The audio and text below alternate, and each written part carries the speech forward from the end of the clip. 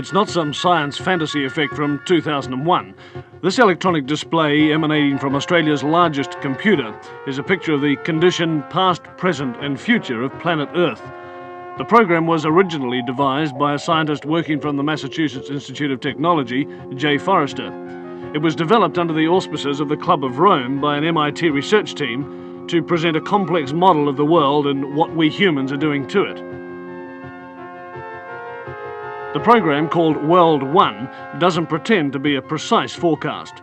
What it does for the first time in man's history on the planet is to look at the world as one system. It shows that Earth cannot sustain present population and industrial growth for much more than a few decades. It shows that simply cleaning up our car exhausts and making some small effort to limit our families simply isn't enough. It's like an electronic guided tour of our global behaviour since 1900 and where that behaviour will lead us. Well, this is the printed version of what we've just seen on the television screen. And what looks at first to be just a maze of computer characteristics is really a system of very simple graphs which project what's going to happen to the planet over the next 150 years if we don't do something drastic to stop it. Down the left-hand side of the graph is the date, 1900, 1940, 1980, 2020, right down to 2060. Now, each of these lines of letters represents a curve showing some aspect of the condition of the planet.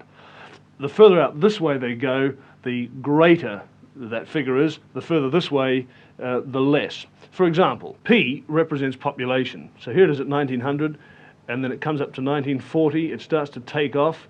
Here we are at 1980, up to the turn of the century, and then it starts to peter off.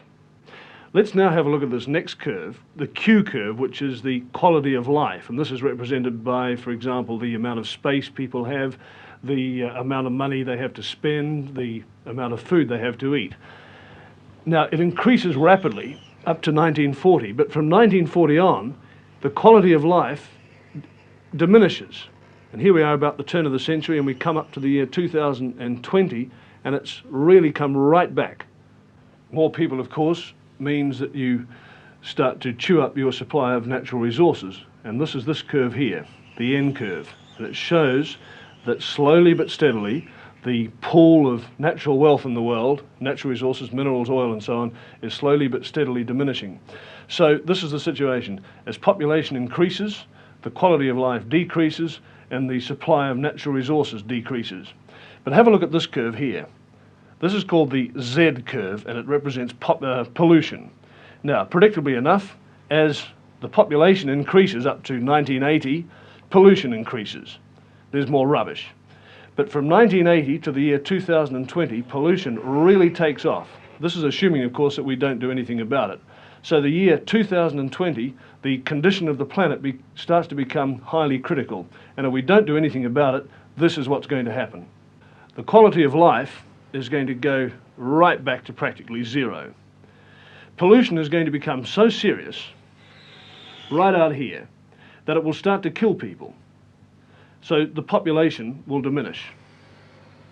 Right back here, less than it was in the year 1900. And at this stage, around about the year 2040, 2050, civilized life as we know it on this planet will cease to exist. Well, hopefully, of course, it won't be allowed to happen. But it's taken this kind of shock treatment to nudge governments into doing something, and slowly we are. We're starting to clean up our atmosphere. We're starting to recycle our rubbish. We're doing something positive about population control. But so far, our efforts have really been just a drop in the ocean. The Club of Rome comprises some 70 men of widely varying backgrounds, but their common concern is that the world problems cannot be solved by individual nations. I spoke with Professor Hugo Tiemann, Director of the Battelle Institute, Geneva, Dr. Aurelio Peccei, founder of the club, and Dr. Alexander King, Director of the World Bank and the United Nations OECD. Dr. King, now you're describing the world as a closed system where all these things are interrelated, and yet the government, the control of the system is by individual nation states. Now, how do you convince them to cooperate? The sovereignty of these nations is no longer as absolute as it was. There's a gradual diminishing, whittling away of sovereignty, little bit by little bit. especially, of course, in the smaller countries where it's more obvious. But the bigger countries have to do a good deal of this by agreeing to international arrangements for the law of the seas, or for the limits of fishing, or for control of the wavelengths in radio, and 101 other things.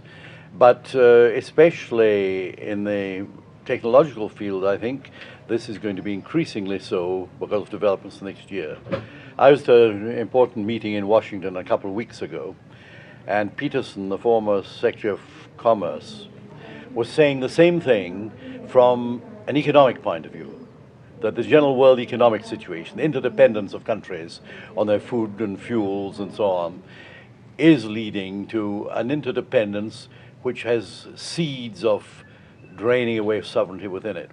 So I don't think one can envisage an idealistic of jumping to a world federalism or anything of that sort.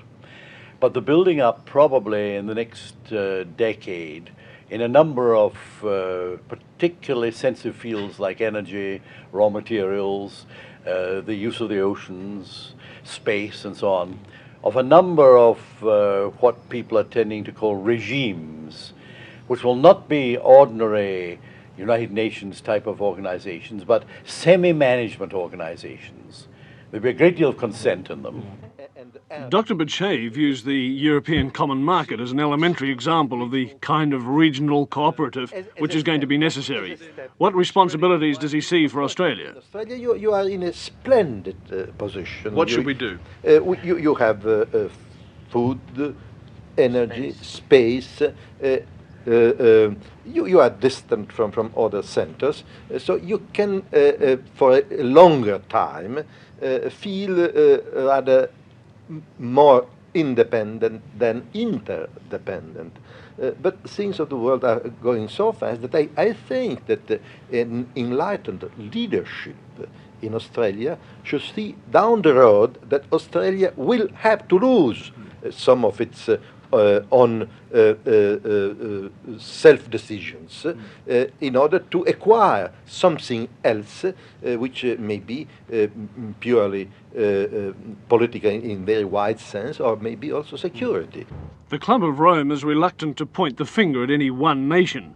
Yet clearly nations like the United States, which consumes approximately 60% of the world's resources, will in the Club's view have to accept a severe cutback in its voracious appetite. But the Club's utterances are cloaked in a velvet democracy, in the hope that their facts will gently persuade.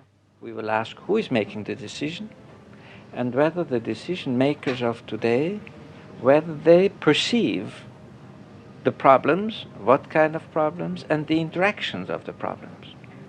That's a very pragmatic approach. Has the time come, Dr. King, when we're going to have to say we can no longer entrust our resources and the exploitation of those resources to private enterprise? Has the time come when governments will simply have to take more control? Simple nationalization and things like that wouldn't help at all, because we've got to keep an incentive approach. And many of the good aspects of private enterprise are very necessary here, but not in the old exploitative way where the market forces dominated the whole situation. Dr. Peccei, can you tell me what my lifestyle will be in 100 years' time? What sort of car I'll drive, what sort of house I'll live in, what sort of food I'll be eating? Probably you will have a smaller car. You will use more common transport means. You will work far less hours. You will have a wider cultural possibilities that today. You will not be so much pressed by immediate needs, because through technology, organization of the markets, the basic needs will be taken care of. And I think that you will love nature and continue then what I think you are doing now to protect our environment, to avoid this man-made world where the creatures of nature, the animals, the plants, the green spaces, the wildernesses are bound to disappear. To the Club of Rome, the status symbols of the year 2000 will be the inverse of today's. Prestige will stem from low consumption. That personal consumption will have to be less is plain enough, but for that privation to be seen as prestigious would seem to indicate some radical rethinking, at least for the fat cats of the planet.